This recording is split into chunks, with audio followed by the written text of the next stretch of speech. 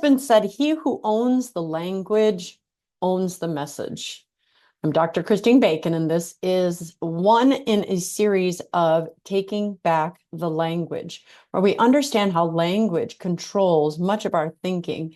And if you like what you're hearing in my videos, please, I'd be honored if you'd like, if you'd subscribe, and if you'd share these videos with family or friends. And I'd always humbly receive your charitable donations on the link below, buymeacoffee.com. For those of you that have contributed, thank you. It gives me an opportunity to send thank you messages, but I haven't been able to get to them. I do pray for the people who have prayed for or donated money to this ministry. God bless you. Thank you. You are not unnoticed. So taking back the language, one of the things that I think is most often misunderstood is the idea of sacramental marriage.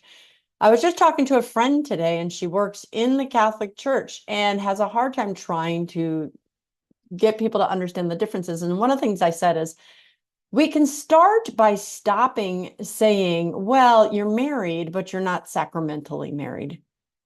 You're either married or you're not. And using those terms was something relatively new when for all of history, for the first several thousand years, or I should just say, since Christ came, absolutely, people understood marriage to be when a husband and a wife committed to one another. Of course, we have what makes a marriage: the indissolubility, the intent, having no obstacles.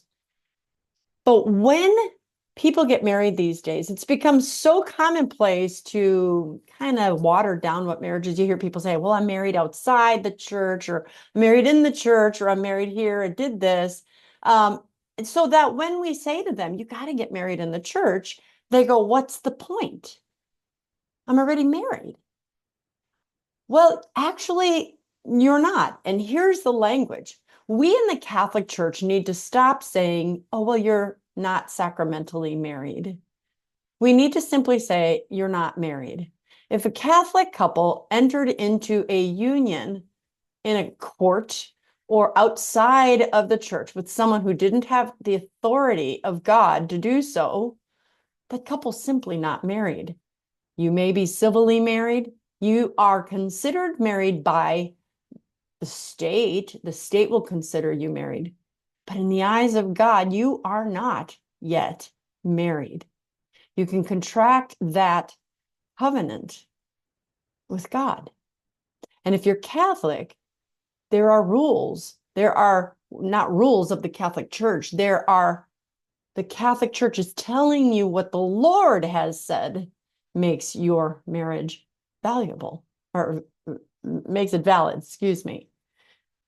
When we tell people, well, you're married, but you're not sacramentally married, and I've heard people in the church positions say this, but this was really brought on as a way to kind of like be soft and not hurt people's feelings, and therefore people have stopped valuing it.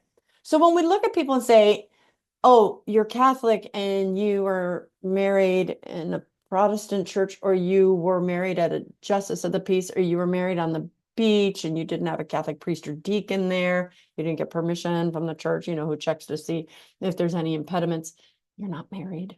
You should not be having sex. You should be living as brother and sister. And you need to wait until you actually get married to live as a married couple. I know it's unpopular. I know some of you will think I'm judging. I'm not. I entered into what I thought was my marriage in 1983. And it wasn't until 2005 that I actually truly got married, because God is the one that confects the sacrament.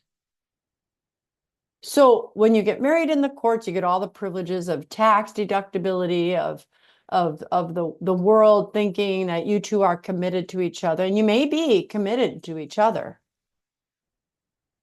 but you're not married. That's why second marriages, that's why if a spouse is still existent, you can't get sacramentally married because you're already married.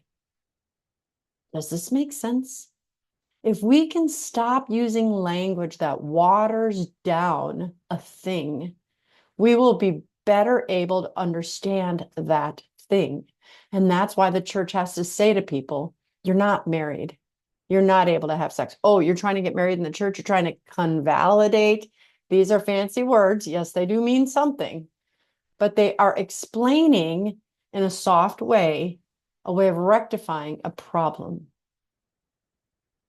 As Catholics, we must answer to God, God alone.